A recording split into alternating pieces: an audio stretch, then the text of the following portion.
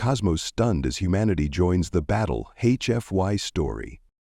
Prologue: The War That Consumed the Stars.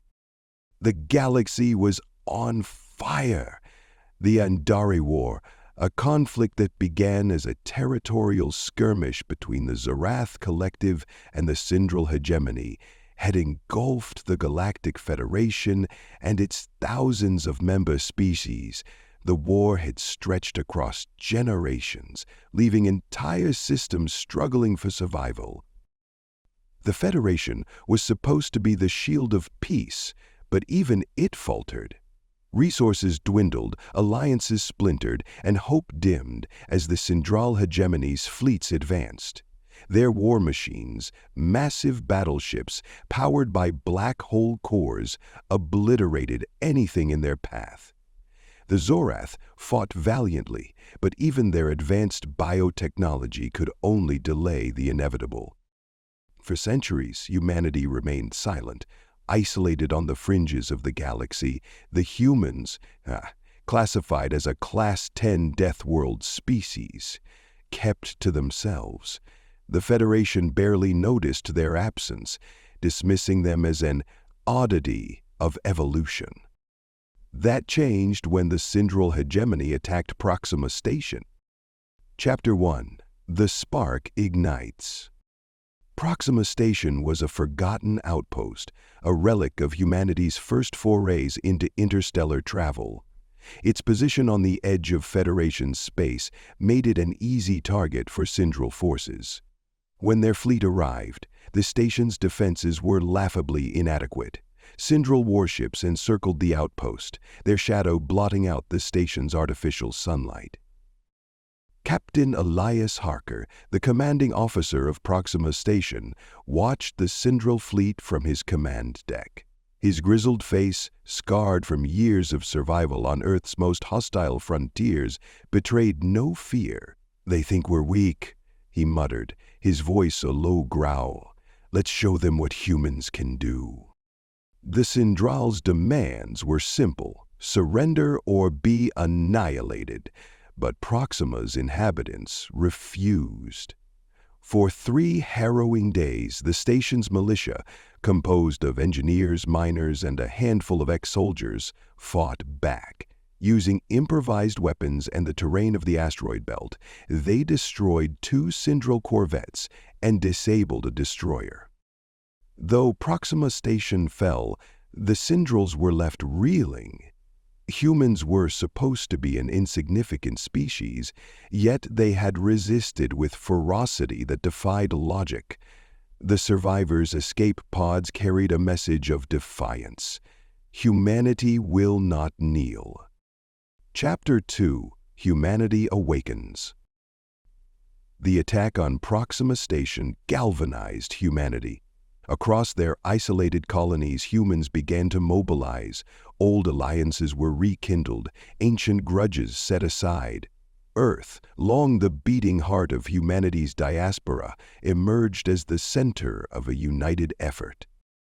Admiral Leona Voss, a renowned tactician and commander of the Terran Vanguard, stood before a gathering of leaders in the Council Hall of Unity, a massive dome overlooking Earth's glittering skyline. Her voice echoed through the chamber, resolute and unyielding. "For centuries we stayed silent. We watched the galaxy tear itself apart, believing it wasn't our fight. But they've made it our fight. They've underestimated us. That ends now." Under Voss's leadership, humanity's fragmented fleets merged into the Vanguard Armada. Generations of innovation in isolation had yielded technologies the galaxy had never seen: gravity-tethered railguns, stealth systems that bent light, and quantum-shielded dreadnoughts capable of withstanding planet-killer weapons. Chapter 3: The Federation's Plea. The Galactic Federation, desperate for aid, sent an envoy to Earth. Ambassador Levick, a Talarian diplomat with translucent skin that shimmered like liquid crystal, arrived aboard a battered frigate. He was escorted to the Vanguard Command Center, his expression a mix of desperation and disbelief. "You can't be serious," Lyric said, his gaze sweeping over the holographic displays of humanity's fleet. This isn't the humanity the Federation remembers." Admiral Voss regarded him coldly. "The Federation abandoned us centuries ago. Why should we help you now?" Lyric hesitated, then bowed his head. "Because, without you, there will be nothing left. The Syndral will consume us all." Voss studied him for a long moment. Then, with a curt nod, she activated the fleet-wide comms. "Prepare the Armada. Humanity joins the battle." Chapter 4. Humanity's First Strike. The first target was the Syndral shipyard at Lucaris Prime, a fortress world surrounded by orbital defenses and heavily armed fleets. The Syndral believed it to be impenetrable, a symbol of their invincibility. The Vanguard Armada emerged from hyperspace in perfect formation, its ships gleaming like daggers against the void. At its center was the Eternal Resolve, a dreadnought that dwarfed even the largest Syndral ships. Admiral Voss's voice rang out across the comms. "Remember, Proxima, remember our people. Show them why humanity survived the Death World." The battle was a symphony of destruction. Human corvettes darted through Syndral formations, their stealth systems rendering them invisible until it was too late. Railgun slugs tore through Syndral armor, while gravity bombs collapsed their shield generators. The Eternal Resolve unleashed a barrage of plasma lances that turned enemy capital ships into molten wreckage. On the surface, human marines deployed in drop pods, their exosuits turning them into unstoppable juggernauts. They stormed the shipyards, dismantling Syndral defenses with brutal efficiency. By the end of the day, Lucaris Prime was in ruins, its defenses shattered, its shipyards ablaze. The Syndral had been dealt their first true defeat. Chapter 5. Humanity Rises. The victory at Lucaris Prime sent shockwaves through the galaxy. Federation worlds, inspired by humanity's resurgence, began to resist Syndral's occupation. The Talarian, the Makari, and the Tharvani pledged their fleets to the Vanguard Armada, forming a coalition that rivaled the Syndral in strength. Human engineers shared their advanced technology with their allies, revolutionizing galactic warfare. Makari disruptor beams, enhanced by human quantum stabilizers, disabled Syndral ships with unprecedented precision.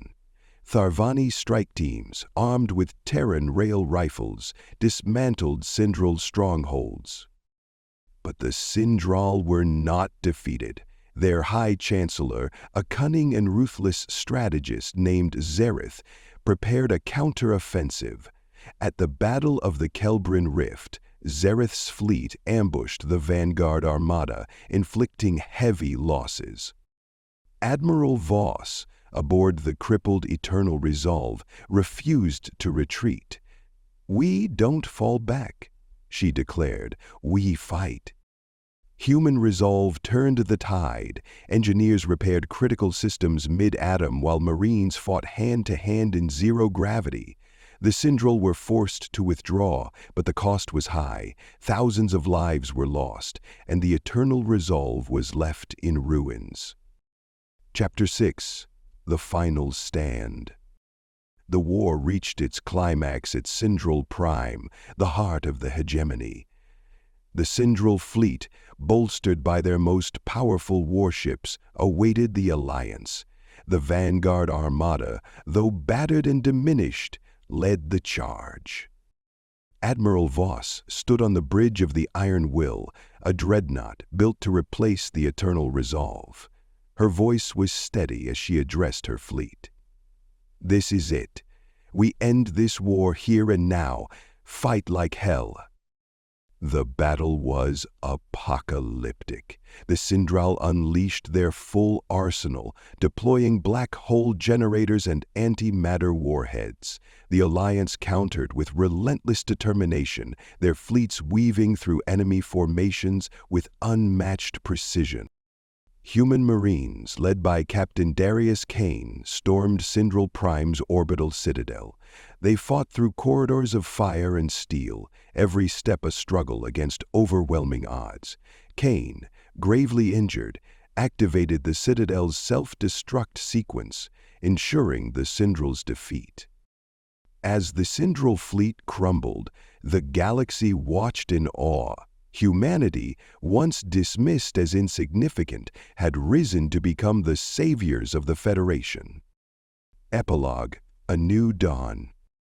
With the Syndral Hegemony defeated, the Alliance established the Concord of Free Worlds, a coalition dedicated to peace and mutual defense.